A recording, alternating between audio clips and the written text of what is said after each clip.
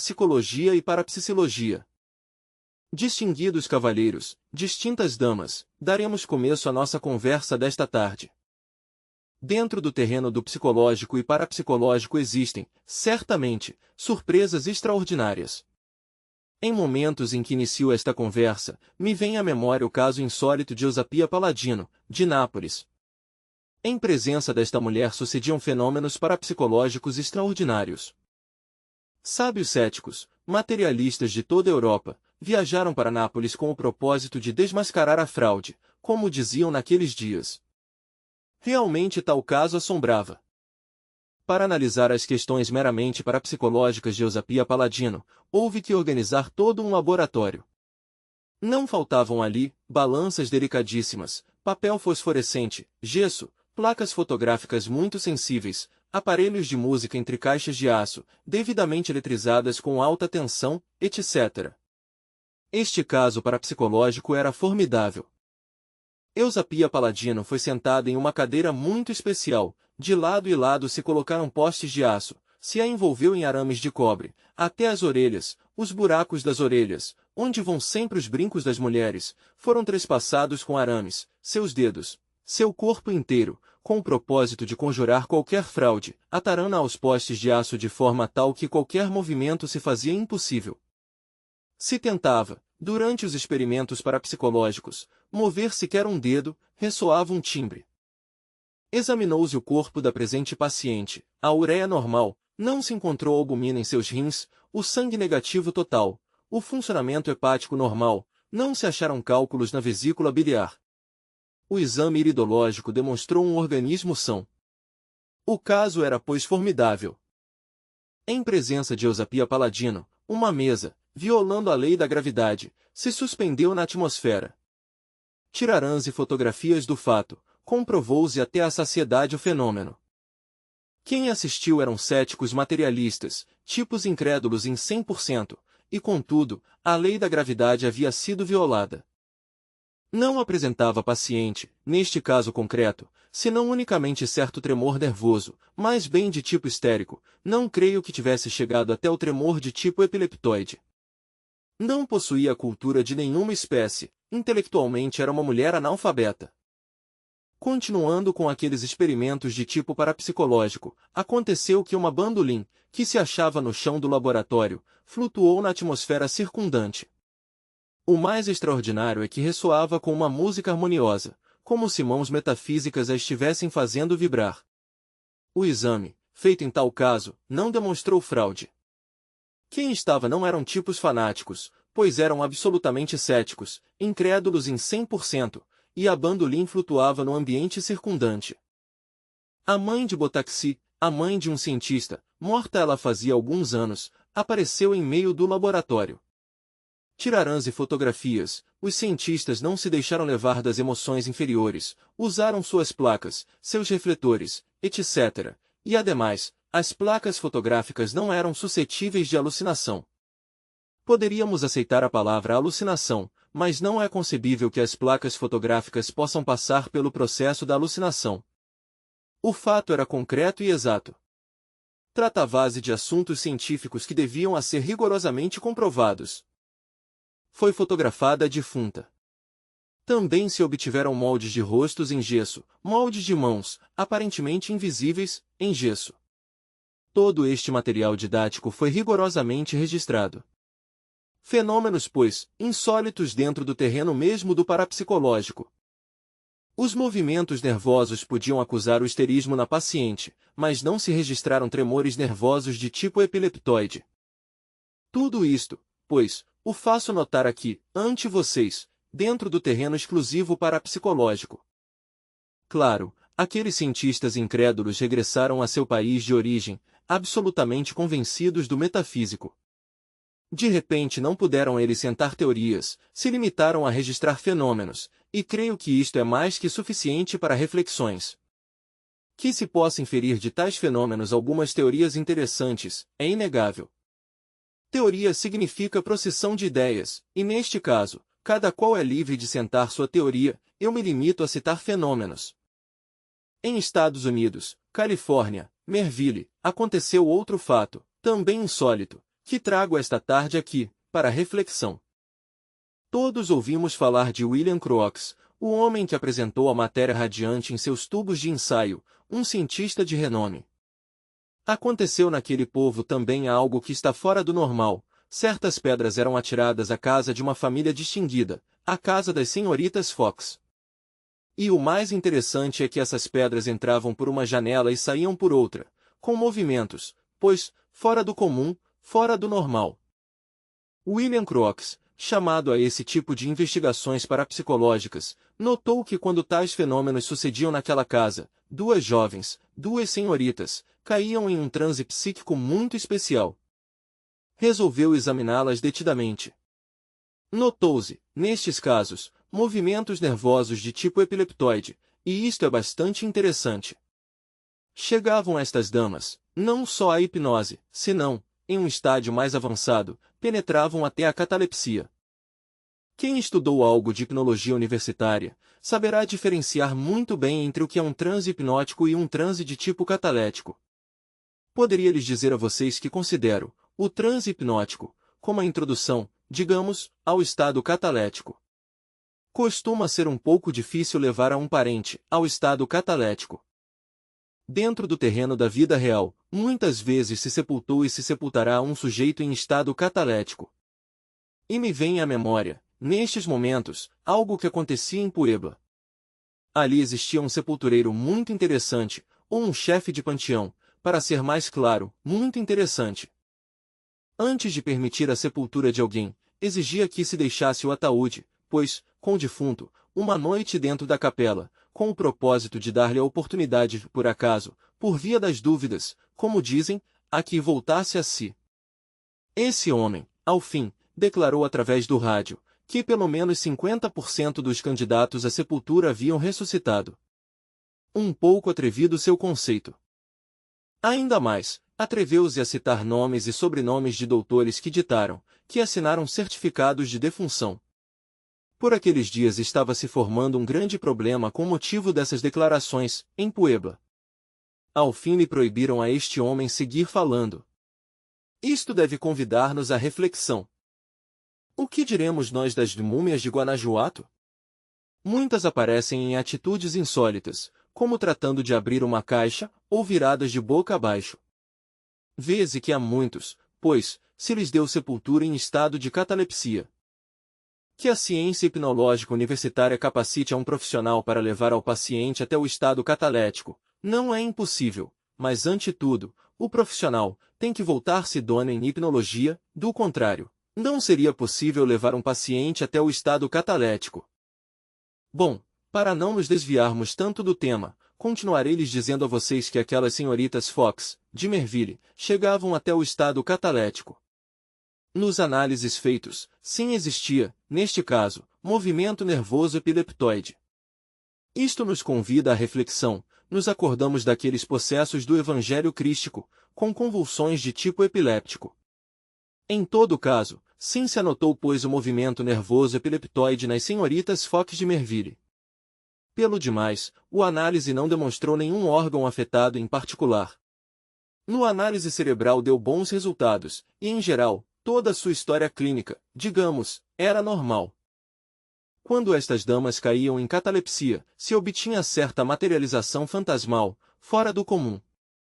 William Crookes, que era um físico extraordinário, construiu para o efeito, ou fez para o efeito, organizou um laboratório específico, definido. A elas as meteu em uma câmara escura, devidamente acorrentadas, com o propósito de assegurar-se da possibilidade de qualquer fraude. Uma vez em catalepsia, aquelas damas, vinham os fenômenos. Contudo, o Dr. William Crookes tem entendido que apelava em parte à hipnologia até levá-las ao transe. Posteriormente, fazendo maiores esforços, conseguia a catalepsia. E em estado catalético, apareceu, em pleno laboratório, uma dama que dizia chamar-se Kate King, morta fazia não sei quantos anos. Todos os cientistas que vieram aos experimentos parapsicológicos do Dr. William Crookes, eminente físico descobridor da matéria em estado radiante, era gente cética. Não havia ali religiosos nem fanáticos de nenhum tipo. A questão era exclusivamente científica. As fotografias que se tomaram foram exatas. Conseguiu-se fotografar a Kate King. Esteve materializando-se durante 3 anos consecutivos no laboratório do eminente físico, se deixou submeter a toda a classe de análises científicos, e depois de 3 anos, lentamente, e em presença de todos os sábios, se desmaterializou, deixando contudo, um cacho de cabelo ali, como testemunho. Disse, cumpri uma missão, demonstrei que mais além da tumba há algo distinto, algo diferente. A isso vim, e já cumprida minha missão, me retiro. Abraçou a todos os sábios e em presença de todos eles, lentamente, foi se desmaterializando. Como para que não crescem que se tratava de simples alucinações, deixou um cacho de cabelo. Ante fatos insólitos tão crus, tão realistas, francamente não concebo como possa existir todavia o ceticismo materialista, mormente quando na Universidade de Ciências Psíquicas de Londres existe muitíssima documentação parapsicológica. Algo que nos assombra é que por esta época, da cética Rússia marxista-leninista, esteja vindo agora a maior quantidade de material didático parapsicológico. Inventaram, os russos, um aparelho extraordinário, mediante o qual é possível perceber, e até fotografar, o fundo vital orgânico. Tal fundo vital, visto através desse aparelho, recebeu na Rússia o nome específico, definido, de corpo bioplástico. Estudarão em relação com os órgãos, estudarão fora dos órgãos, fotografaram o corpo vital detidamente. Não há dúvida de que o corpo bioplástico ou o corpo vital é o mesmo. O curioso do caso é que os indostães já conheciam, antes do invento deste aparelho, ao corpo bioplástico, só que o denominavam língua sarira. E me vem à memória, neste momento, um experimento parapsicológico notável. Um sujeito passivo, em transe catalético, pôde projetar fora de si mesmo, a uns quantos metros, o corpo bioplástico. Algum jornalista que se achava nessa sessão científica, tirou sua pistola e disparou contra tal corpo, que se havia feito visível e tangível a poucos metros, frente ao sujeito catalético. O interessante desta questão foi, que a bala houvesse ido parar, exatamente, no ventrículo esquerdo do coração do sujeito catalético. Obviamente este morreu. Mas eu me perguntaria e lhes perguntaria a vocês, como pessoas cultas, como é possível que uma bala disparada à distância contra um objeto A, apareça de repente em uma pessoa B, situada ao lado do que disparou? Talvez, diriam vocês, poderia suceder o fato que se houvesse sido vítima de uma alucinação, ou se o sujeito passivo houvesse tentado um truque, colocando-se ele mesmo de alvo para a bala. Mas o caso é que o sujeito passivo estava ao lado do jornalista, junto ao sujeito passivo haviam outros controlando o experimento. Isto escapa perfeitamente às leis da física, como escapa o meson K, por exemplo, à lei da paridade. Bem sabem vocês que em física, chamou a atenção que o famoso meson K, zombe da lei da paridade. Parece interferido, o meson K, pelas leis de um universo que eu chamaria universo paralelo. Considero que o conceito de um universo paralelo resiste qualquer análise, mormente quando se aprofunda dentro dos mistérios do meson K. Bem, obviamente vemos, pois, que o corpo bioplástico tem realidade. Eminentes homens dedicados à ciência da parapsicologia, aprofundando por este caminho dos russos, descobriram 4 qualidades específicas do corpo vital ou bioplástico. A. Está intimamente relacionado com os processos bioquímicos, tanto de assimilação como de eliminação. B. Encontra-se associado também aos processos relacionados com a sexologia, já seja dentro do terreno da fecundação ou dos simples partos. C. A relação do corpo esse com os processos da luz, da cor, do calor, do som, das percepções, etc. D. Está relacionado com a imaginação e a vontade. Eu creio que Dom Emmanuel Kant, o filósofo de Königsberg, o autor maravilhoso da Crítica da Razão Prática e da Crítica da Razão Pura, teve grande razão ao assegurar a necessidade de um nexus formativus para o organismo humano. Tal nexus formativus seria, inquestionavelmente, o corpo bioplástico russo. Aprofundando por este caminho chegamos à conclusão de que um corpo meramente bioquímico, fisiológico, anatômico, não pode existir sem esse nexus formativus. Tampouco eu poderia conceber a existência deste edifício se não houvessem cimentos para os muros, para as bardas. Mas há algo que todavia não tocamos. Me vem à memória o caso de Kate King, materializado em pleno laboratório, ou a mãe de Botaxi, o grande cientista italiano, materializada também naquele outro laboratório de Nápoles. Não há dúvida de que existe um eu psicológico.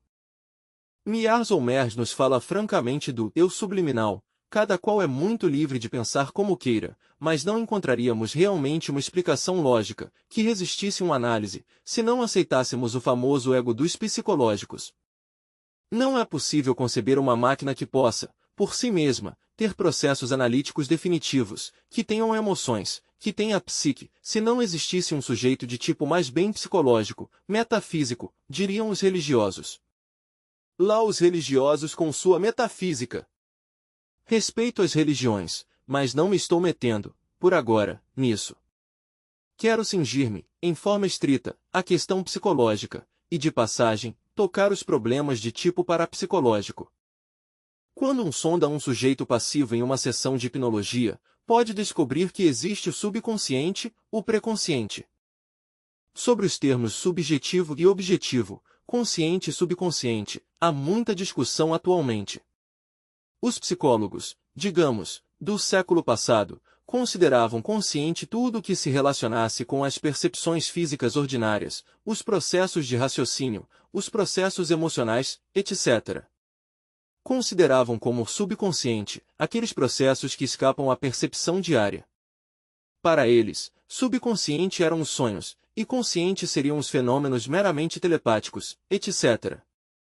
Mas a psicologia revolucionária vai mais longe, considera consciente o real, aquilo que se acha relacionado com os fundamentos mesmos dos processos psicológicos, aquilo que está intimamente vinculado aos intuitos de Kant, às experiências diretas de o real, aos êxtases dos santos. E não quero com isto fazer demagogia nem converter-me em um êmulo de muitos sabichões, não. Unicamente quero falar em forma concreta e exata, objetivo é o real, o espiritual. Subjetivo o que não tem realidade, ou o que tem uma realidade circunstancial, aquilo que, verdadeiramente, pertence ao diário labutar pela existência. Isto que digo, de modo algum pode satisfazer aos acadêmicos, devido ao fato concreto de que na academia se considera objetivo e real ao físico e às percepções sensoriais externas, e subjetivo ao que não pode ter realidade física, concreta. Faço esta aclaração para explicar bem o sentido desta conversa.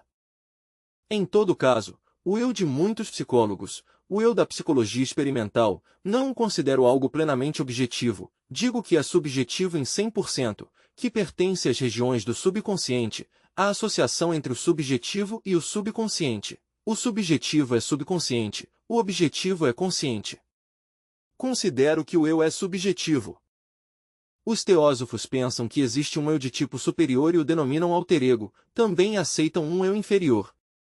Creem, dizem eles, que o superior deve dominar ao inferior, que quando isso se logra, nos converteremos em algo assim como Mahatmas, no Hindostão, quer dizer, homens de tipo superior. Lá os teósofos com seus conceitos. Eu penso simplesmente que superior e inferior são duas seções de uma mesma coisa, eu superior, eu inferior são duas seções do mesmo, em todo caso o eu, é subjetivo, tem um princípio e tem um fim. O eu, em si mesmo, de modo algum é algo, digamos, permanente, como supõem muitos psicólogos, o eu é algo pluralizado. A doutrina dos muitos do Tibete, vale a pena tê-la em conta. Creem os tibetanos que dentro de nós existem muitos eus, isto não o aceitaria jamais a psicologia moderna de tipo ocidental. A doutrina da multiplicidade do eu é tibetana. Não há dúvida, também, de que os egípcios aceitaram tal doutrina, e aos diversos eus os denominam os demônios vermelhos de Sete. Assim, pois, dentro de nós há uma multiplicidade de eus. Os tibetanos falam dos agregados psíquicos na doutrina dos muitos. Considerando as coisas desde esse ponto de vista, chegamos à conclusão de que o eu não é algo permanente. Obviamente, ninguém poderia aceitar um eu psicológico se não o viu desde o ponto de vista sensorial.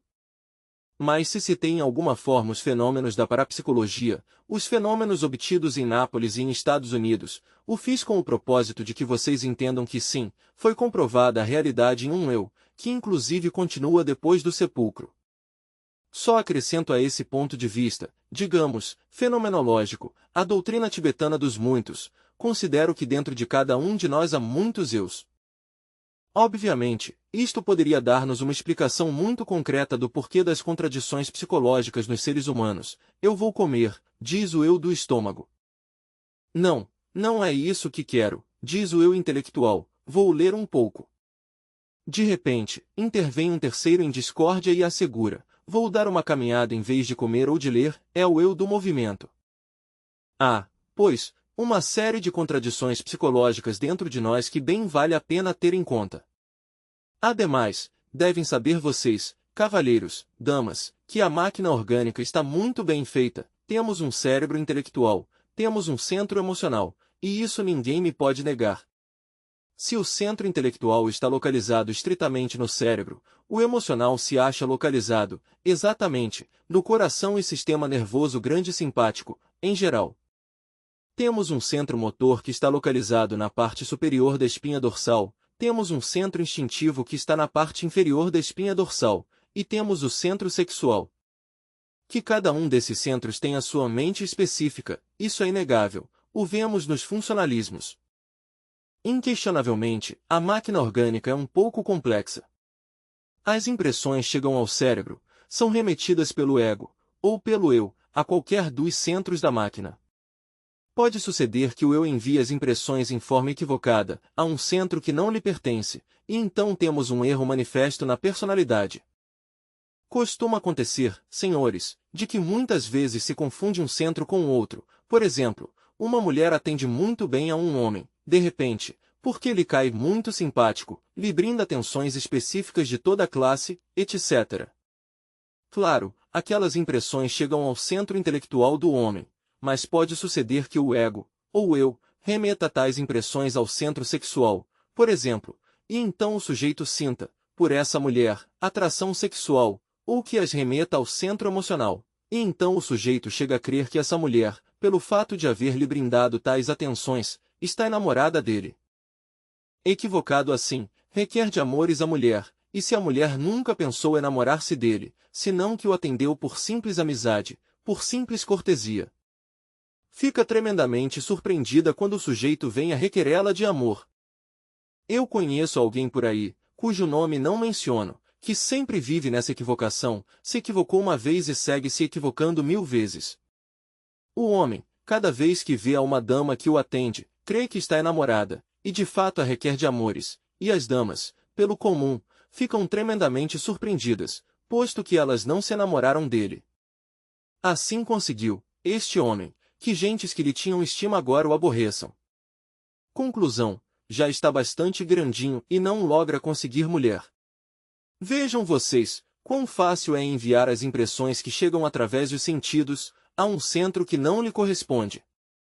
Se não tivéssemos o eu psicológico, se somente existisse dentro de nós o material psíquico, estou seguro que, neste caso, as impressões seriam remetidas, exatamente, ao centro correspondente da máquina orgânica, mas, desgraçadamente, o eu psicológico costuma confundir a ginástica com a magnésia.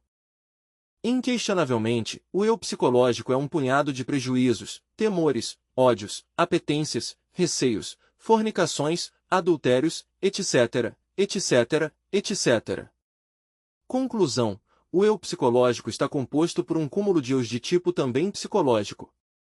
Cada eu tem os 3 cérebros, o intelectual, o emocional e o motor instintivo-sexual.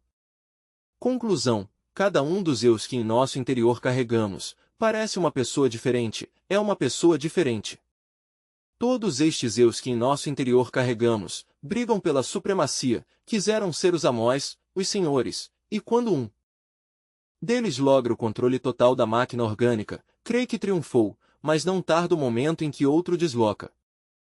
Consideradas as coisas desde este ângulo, olhadas desde este ponto de vista, certamente, não temos nós, todavia, um verdadeiro sentido de responsabilidade moral. O eu que hoje jura amor eterno a uma mulher é deslocado mais tarde por outro que não tem velas no enterro total. O sujeito se retira e a pobre mulher fica decepcionada. O eu que hoje jura amor por uma grande causa é deslocado mais tarde por outro que não tem que ver nada com esse juramento. O indivíduo se retira e seus amigos ficam bastante confusos. Não temos verdadeiramente continuidade de propósitos. Quantos sujeitos ingressam, por exemplo, a uma faculdade, por exemplo, a faculdade de medicina? Estou seguro que não todos os que ingressam vão sair de profissionais. Alguns se cansam, não voltam, outros não podem com a matéria, mas é difícil encontrar alguém que tenha continuidade de propósitos. Assim sucede com todas as outras matérias facultativas. Se existisse continuidade de propósitos, pois todos poderíamos chegar à meta, mas realmente, muitas vezes começamos a fazer algo e nos cansamos, logo mudamos de ideia. Por quê? Porque outro eu desloca ao eu que se havia interessado por tal ou qual projeto. A consciência normal não é a subconsciência. O eu é subconsciente em 100%, e a essência, ou material psíquico, está engarrafado no eu subconsciente. Devido a isso, o eu subconsciente, que é coletivo ou grupal, resulta no fundo satírico, porque devido ao eu subconsciente, a essência, o material psíquico, ou seja, a consciência, se acha engarrafada, se processa em virtude de seu próprio engarrafamento, se faz subconsciente, em algumas vezes, se torna infraconsciente e chega até o inconsciente psicológico. Nós necessitamos autoexplorar este eu pluralizado da psicologia, necessitamos da autoobservação psicológica. Quando alguém aceita que tem uma psicologia, começa a autoobservar-se. Desgraçadamente, muito poucos aceitam que tem uma psicologia, aceitam, mais fácil, que tem um corpo físico, porque o podem tocar, o podem cheirar, mas não aceitam, tão facilmente, que tem uma psicologia, porque isso não se pode ver à simples vista, não se pode tocar. Mas se alguém aceitasse que tem uma psicologia, poderia mudar. Quando alguém o aceita, de fato começa a auto-observar-se, começa a fazer uso do sentido da auto-observação psicológica. Quando alguém começa a fazer uso de tal sentido, se torna distinto aos demais, se volta diferente. Se um lograsse aniquilar, completamente, ao eu psicológico, o material psíquico, a consciência, poderia despertar, e a consciência desperta desenvolve, de fato, o sentido espacial. O sentido espacial confere, em si mesmo, não somente aos 5 sentidos ordinários, senão a muitos outros sentidos que a ciência oficial ignora. Despertada a consciência, tal sentido espacial se desenvolve, mas para que a consciência desperte, se necessita desintegrar ao eu pluralizado da psicologia. Esse eu pluralizado pode desintegrar-se se começamos com a autoobservação psicológica. É no terreno da vida prática, em relação com nossos familiares, na casa ou na rua, ou na escola, ou no templo, ou no campo, onde nossos defeitos escondidos afloram espontaneamente, naturalmente, e se nos achamos em estado de alerta percepção, alerta novidade, então os vemos.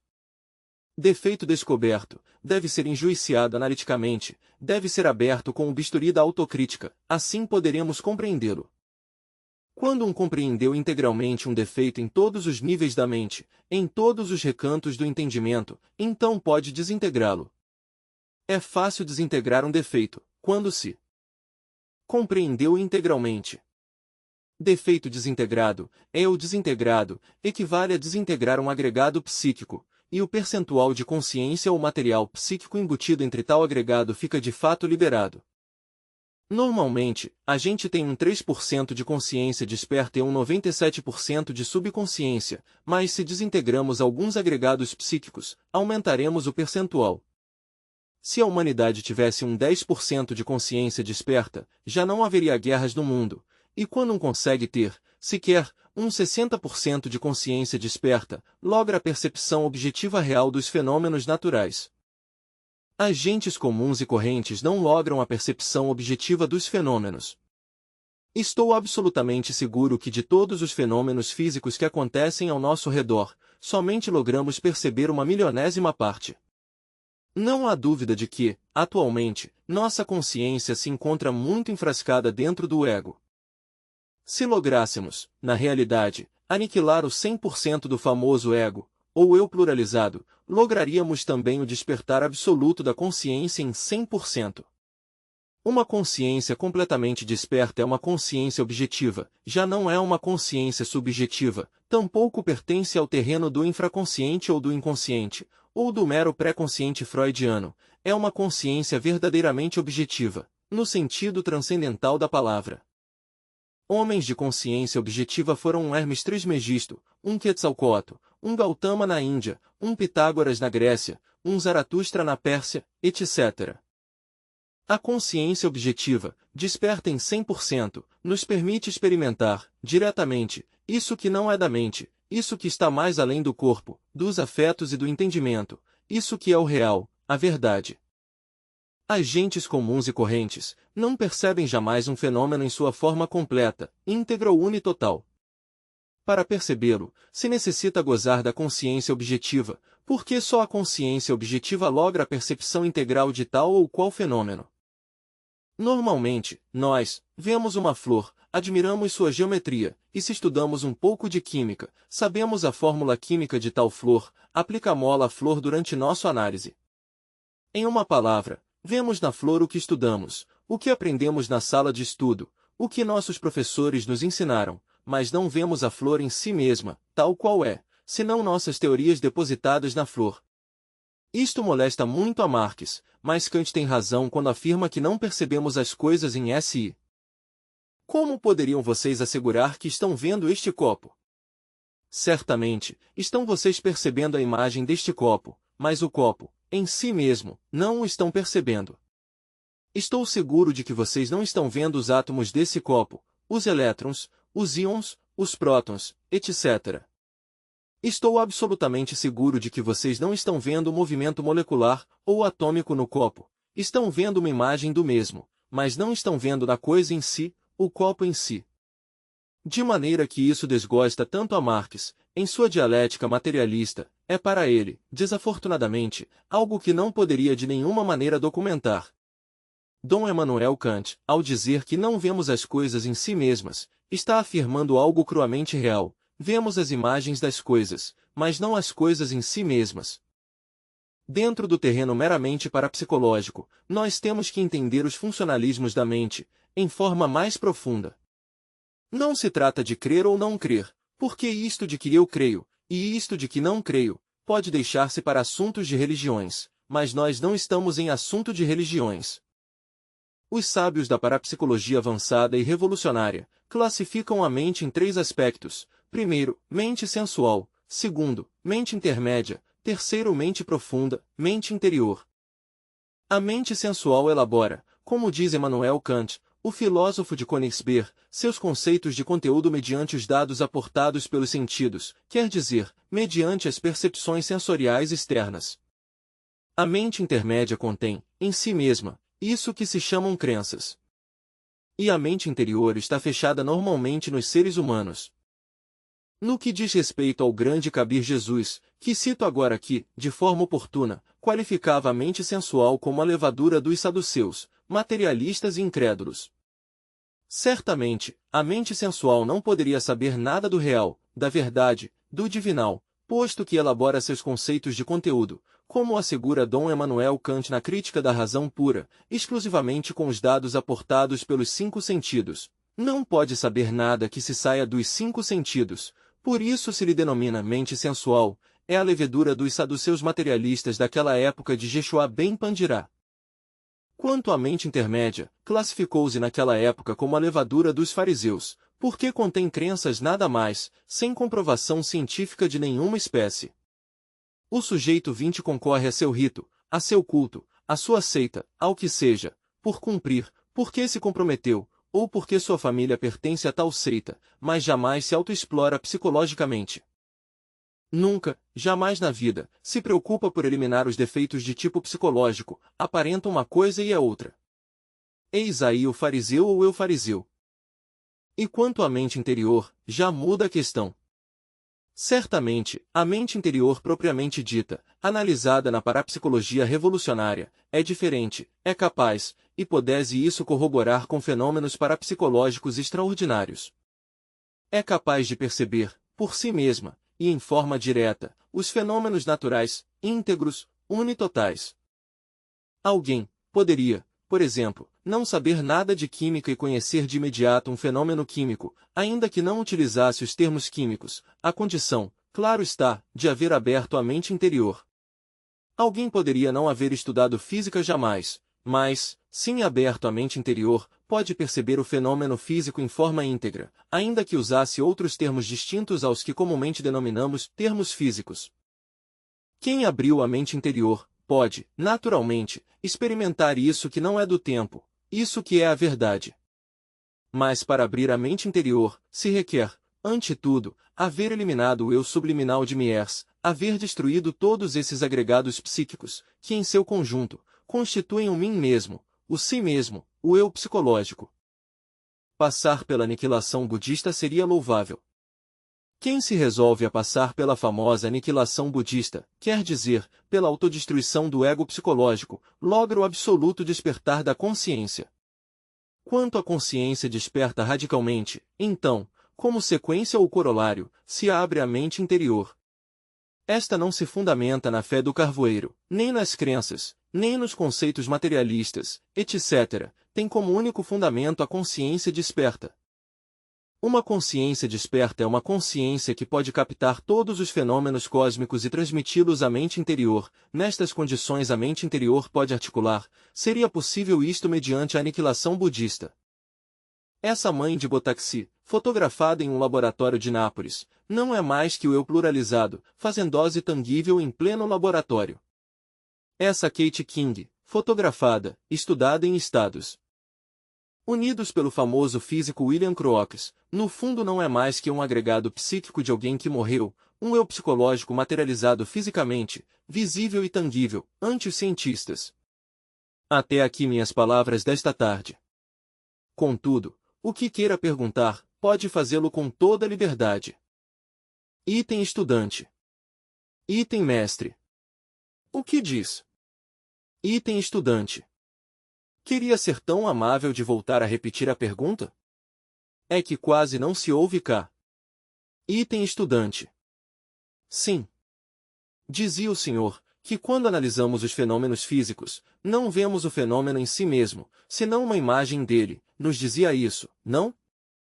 Então, com a mensagem que o senhor trouxe esta tarde podemos, também, dizer o mesmo, não o percebemos em sua realidade, senão, unicamente, com o que podemos perceber, não entendemos, não conseguiu chegar a mensagem. Item mestre. Certamente, saber escutar costuma ser mais difícil que saber falar, porque temos dentro de nós um péssimo secretário que faz o papel de tradutor. Esse secretário está cheio de preconceitos, prejuízos, teorias, conceitos, etc., etc., etc., e o que escuta traduz, exatamente, de acordo a seu critério. E então, certamente, não se escuta ao conferencista, se escuta ao ego tradutor, que é o péssimo secretário que em nosso interior carregamos. Se a mente se abrisse ao novo, se visse o presente tal qual é, e não através do lente psicológico do passado, ou dos prejuízos, conceitos ou temores, poderia, facilmente, entender-se ao conferencista. Mas como lhes digo, todos carregamos em nosso interior um tradutor que é o ego, e ele traduz de acordo com seu próprio critério. Portanto, é muito difícil poder escutar, sabiamente, alguém. Até aqui minhas palavras. Alguma outra pessoa quer ter a amabilidade de perguntar? Item estudante. Seguindo um pouco a pergunta do companheiro, vem à minha mente as palavras de Aristóteles, que nos diz que não há, no conhecimento, nada que não entre primeiro pelos sentidos. Então, se nós, ou por falta de instrução, ou por má profundização em relação ao tema tratado, neste caso, tratado pelo senhor, não compreendemos, ou compreendemos muito pouco, quer dizer que não pusemos, realmente, nossa mente em função? Ou bem, a teoria de Aristóteles não tem sentido. Item mestre. Aristóteles, inquestionavelmente, deu seu conceito. Aristóteles fundou a Divina Inteléquia, quer dizer o sistema indutivo, que vai do conhecido ao desconhecido. Inquestionavelmente, Aristóteles sentou sua escola, mas não poderíamos aceitá-lo a ele como autoridade absoluta, porque tenhas entendido, também, que existiu um Platão. Se bem é certo que Aristóteles foi discípulo de Sócrates, também é verdade que Platão foi discípulo do mesmo Sócrates. E não há dúvida de que Platão, por oposição ao sistema indutivo aristotélico, estabeleceu seu sistema dedutivo neoplatônico, que vai do desconhecido ao conhecido. O sistema aristotélico se relaciona, completamente, com a mente sensual, quer mediante tal sistema, através de seus silogismos, prosilogismos, silogismos, etc., levar ao homem ao conhecimento, à verdade, o qual resulta no fundo impossível. Porque, como já o sustentou Dom Emmanuel Kant, o filósofo de Königsberg, a mente sensual elabora seus conceitos de conteúdo mediante as percepções sensoriais externas, e nada mais. Logo ela não pode saber, em si mesma, nada que escape aos 5 sentidos.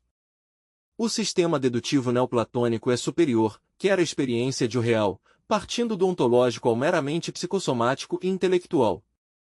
Platão se preocupa por abrir a mente interior do ser humano, e isto se pode inferir do estudo analítico de suas obras, tais como A República, Eucaritias, etc., etc.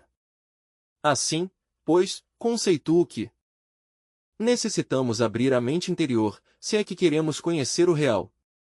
E não poderíamos abrir essa mente interior, se não aceitamos, ante tudo, a doutrina da aniquilação budista, ou essa outra doutrina assentada por Frei Diego Molina em seu famoso quietismo, de tipo mais bem nirvânico, que tanto incomodou aos inquisidores medievais, motivo pelo qual foi trancado em um calabouço para a vida. Em todo caso, a morte do ego é básica, se quer despertar a consciência em forma objetiva. Agora poderíamos explicar-nos por que as religiões de tipo ortodoxo se preocupam, em forma específica, pela eliminação de nossos defeitos de tipo psicológico. Se nós eliminamos nossos erros, se não adiamos o erro para amanhã, podemos conseguir o despertar da consciência, e esta é uma verdade objetiva, fundamental. Até aqui minhas palavras. Item estudante. Então, de acordo com suas respostas, o senhor nos fala de um conhecimento meramente pragmático, ou bem, passando através do pragmático, chegar à conclusão de uma ideia, que é o objetivo direto de nossa mente. Porque se não é passando pelo pragmático, calculo que é muito difícil chegar a conseguir o objetivo de nossa mente, que é a ideia. Item mestre. Inquestionavelmente, é óbvio, e não podemos negar jamais, que o conhecimento tem que entrar pelos 5 sentidos, mas o que quero enfatizar aqui, nesta conversa, é que não poderíamos ficar, definitivamente, dentro da mente sensual, que necessitamos nós ir mais longe. Passar ainda muito mais além da mente intermédia, necessitamos abrir a mente interior, porque qualquer doutrina, já seja esta de tipo budista ou cristão, nos diz que devemos eliminar nossos defeitos psicológicos. Obviamente, se assim procedemos, abrimos a mente interior, e a mente interior aberta, obviamente, nos permite a experiência direta da verdade. Não nego que os 5 sentidos sejam úteis, o que afirmo é diferente, que de modo algum devemos ficar engarrafados dentro da mente sensual. Não nego que os conhecimentos devam passar primeiro pelos 5 sentidos, o que quero dizer é que devemos nos fazer conscientes de nossos próprios conhecimentos, que há técnicas, por exemplo, em relação com a meditação, que nos permitem nos fazer conscientes de nossos conhecimentos, que nos permitem levar nossos conhecimentos à experiência mesma, direta, de o real. Mas esses conhecimentos devem filtrar-se por meio da meditação. O passo pelo pragmático não o nego, mas devem chegar os conhecimentos à mente interior, e chegam ainda mais além, chegam à consciência, passam mais além da mente interior e chegam à consciência, se estudamos, se praticamos com todas as técnicas da meditação. 1. Por meio das técnicas da meditação, consegue-se fazer consciente de seus próprios conhecimentos, mas se um ficasse unicamente dentro da mente sensual, nunca se faria consciente de seus próprios conhecimentos. Mas se um se faz consciente de seus próprios conhecimentos, inquestionavelmente, pois, chega a experimentar a verdade dos mesmos, e isso é o interessante, poder chegar a experimentar a verdade de tal ou qual teoria, de tal ou qual conceito. E é possível quando os conhecimentos se fazem passar através da mente central e da mente interior, até a consciência mesma. Essa é a crua realidade dos fatos. Mas se somente ficássemos dentro da procissão das teorias, pois, jamais chegamos a experimentar a verdade de tal ou qual doutrina, de tal ou qual conceito. Assim, pois, Devemos ir mais longe, devemos ir muitíssimo mais além do intelecto. Necessitamos nos fazer conscientes do que estudamos, e isso é tudo. Alguma outra palavra? Item estudante. Dizia o senhor que a mente interior é capaz de perceber diretamente a verdade e por outra parte não nega que o conhecimento deve entrar pelos 5 sentidos. Então, como é possível que haja alguém que seja capaz, por simples inspiração, de chegar ao conhecimento, ou utilizando os métodos dedutivo ou indutivo, sem perceber nada pelos sentidos? Item mestre. Com muito gosto darei resposta a essa inquietante pergunta, que por certo, entre parênteses, está muito interessante. Em nome da verdade havemos de dizer, havemos de voltar ao que já disse das duas escolas, a neoplatônica e a aristotélica. A escola aristotélica, dissemos, é indutiva, se baseia na divina inteléquia, a neoplatônica é dedutiva. A aristotélica, ou indutiva, parte do conhecido ao desconhecido, a neoplatônica é dedutiva e parte do desconhecido ao conhecido. Isto significa que a mente interior se pode chegar por 2 caminhos, o indutivo ou o dedutivo. O indutivo, como disse, parte do conhecido ao desconhecido. Se nós tomamos uma matéria de conhecimento e a submetemos a rigorosa meditação, com o propósito de nos voltarmos conscientes de todos seus postulados, obviamente, a passamos da mente meramente sensual, através da mente intermédia, até a mesmíssima mente interior, e ainda mais, podemos levá-la até a consciência superlativa e transcendental do ser, e assim, nos fazermos conscientes da matéria que tomamos como tema de meditação. Mas se nós queremos os famosos intuitos, anelamos os intuitos, de que nos falaria Dom Emmanuel Kant na Crítica da Razão Pura, pois, bastaria nos colocarmos em estado passivo, tanto no sentido meramente intelectual como emocional, para que através dos centros superiores do ser, esses mesmíssimos intuitos do ser, em si mesmos, chegassem à mente interior, através da consciência. Então, temos 2 flechas, uma que parte desde o exterior para a mente interior, e outra que flui desde adentro, desde a consciência superlativa do ser, para a mente interior também. Assim temos que os 2 sistemas, o indutivo e o dedutivo, poderiam levar-nos até a mente interior, isso é óbvio, e assim fica explicado. O interessante é tocar essa mente interior, que é o veículo funcional da consciência. Isto é possível, mas à condição de que nós não nos contentássemos, unicamente, com os meros silogismos, ou prosilogismos intelectuais de Aristóteles, senão que cultivássemos, em uma forma eficiente, a técnica científica da meditação interior profunda. Porque se somente nos contentássemos com a lógica formal, analítica, ou até com a lógica dialética, ficaríamos de todas as maneiras, engarrafados dentro do batalhar das antíteses, característica básica da mente sensual, e daí não passaríamos. Nunca chegaríamos a experimentar a verdade de qualquer teoria ou de qualquer hipótese. Por isso necessitamos cultivar a técnica da meditação. Assim, nessa forma, sim poderíamos, mediante o sistema indutivo, chegar até a mesma mente interior, partindo do conhecido ao desconhecido. Também podemos usar o sistema dedutivo neoplatônico. Se mediante a mesma meditação, nos colocássemos em estado passivo, receptivo, viriam os intuitos à mente interior e conheceríamos a verdade. Item estudante. Eu pergunto, alguma pessoa de vocês que tenha logrado, não sei como, abrir a mente interior, é capaz de conhecer um fenômeno, sem haver estudado, através dos sentidos, todas as circunstâncias que originaram esse fenômeno? Item mestre. Deuze, faz pouco, um caso desses em Costa Rica. Falando concretamente, um nativo indígena, não importa como se chamasse, que trabalha a medicina em forma, digamos, clandestina, não autorizado pela faculdade, foi, claro está, chamado pelas autoridades competentes. Os médicos o situaram em um beco sem saída. Ele disse conhecer toda a ciência médica e toda a farmacopeia, a vida e por haver. Um grupo de doutores trouxeram distintos remédios, inclusive, tiraram os rótulos dos distintos frascos, tudo situaram frente a frente e lhe fizeram perguntas. Sinalou a cada remédio, deu seu nome específico, sua composição química, etc., etc., etc. Fizeram-lhe insólitas perguntas sobre anatomia, fisiologia, patologia, biologia, e as respostas resultaram exatas. Em tais condições, não pôde, o corpo médico, menos que ficar assombrado, e a este homem, entendo que se lhe recebeu em um hospital, e ali, pois, se lhe deu oportunidade para que exercesse, pois, seu ofício de médico. Este caso é histórico e sucedeu faz pouco em Costa Rica. Contudo, o cavalheiro aquele, o indígena aquele, era ignorante, analfabeto, e conhecia toda a ciência médica à maravilha. Obviamente, havia aberto sua mente interior, isso é óbvio, do contrário, não poderíamos nós dar uma explicação lógica a esta questão.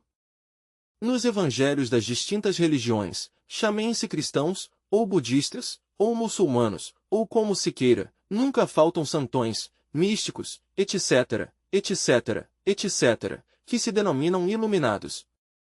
Tais sujeitos sabem muito mais que qualquer de nós, os intelectuais. Pelo comum, assombram a gente de sua época. Se lemos cuidadosamente a história de qualquer religião do mundo, acharemos tais casos.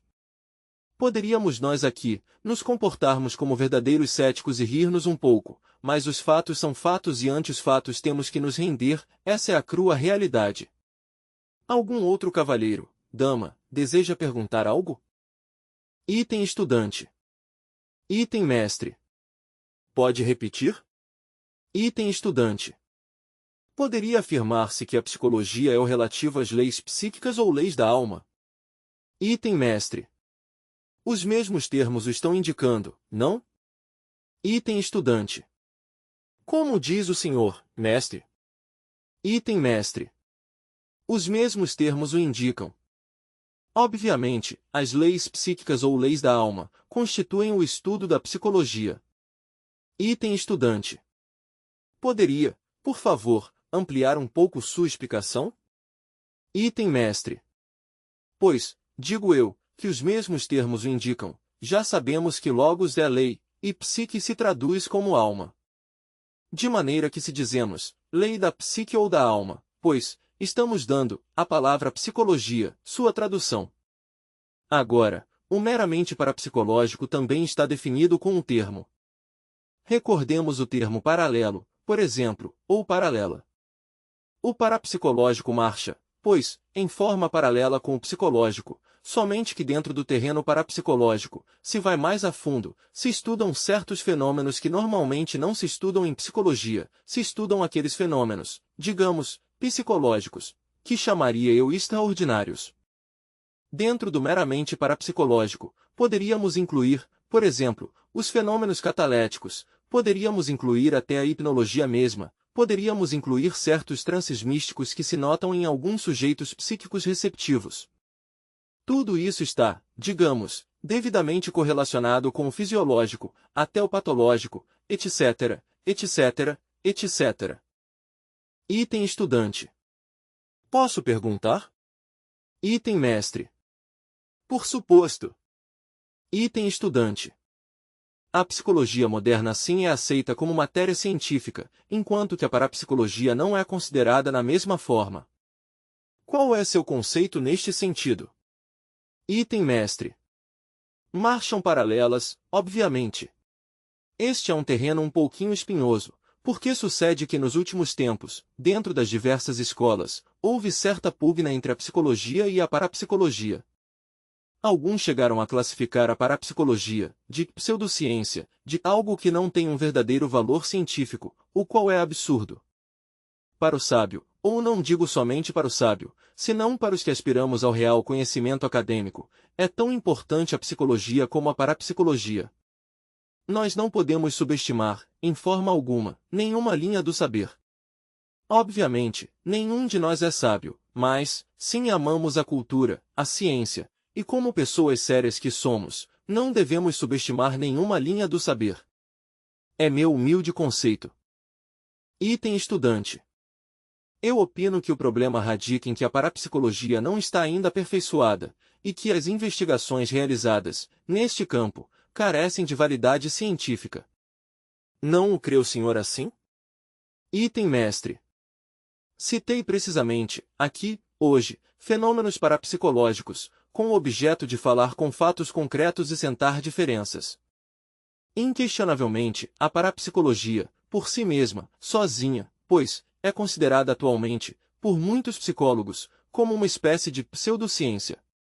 Obviamente, todavia há muitos psicólogos que não a têm como ciência séria.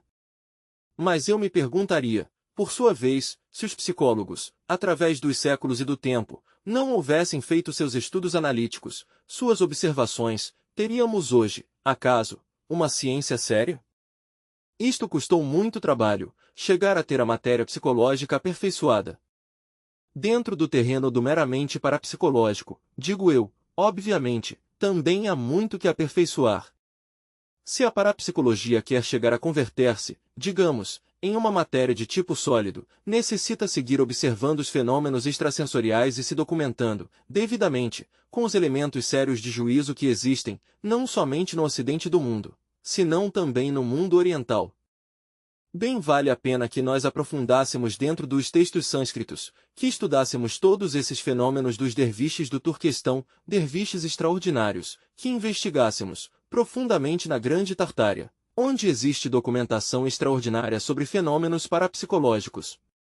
Já com tais documentos e com tais observações, estou seguro de que poderia ser, a parapsicologia contemporânea, poderia transformar-se totalmente e vir a ser uma matéria formidável de estudo. Em todo caso, os dados que até agora tem a parapsicologia resultam formidáveis, extraordinários, não podemos nós lançá-los no saco do esquecimento. Me parece que chegou a hora de continuar com nossas investigações. Item estudante. Ainda estando a parapsicologia em estado embrionário, poderia considerar-se como uma ciência? Item mestre. A parapsicologia é uma ciência. Se não chegou a parapsicologia à perfeição, é outra coisa. Algum dia, à base de rigorosas observações e estudos analíticos de fundo, chegará a parapsicologia a ser uma maravilhosa ciência perfeita. Hoje por hoje, não negamos que a parapsicologia se encontra em estado embrionário, jamais poderíamos negá-lo. Mas pode desenvolver-se, mediante a observação e o estudo. Item estudante. Se os fenômenos parapsicológicos que até o momento se observaram, resultam contundentes e definitivos, por que, então, lhes negam validade, inclusive científica? Item mestre. Bom, inquestionavelmente, não podem ser negados os fenômenos parapsicológicos. Esta vez me remito, exclusivamente, à questão fenômeno. Que um sujeito, por exemplo, em estado de hipnose, diga o que está sucedendo a 5 quilômetros de distância, e que isso que ele diga está sucedendo realmente fique devidamente comprovado, pela observação exata, é um fenômeno que ninguém pode negá-lo.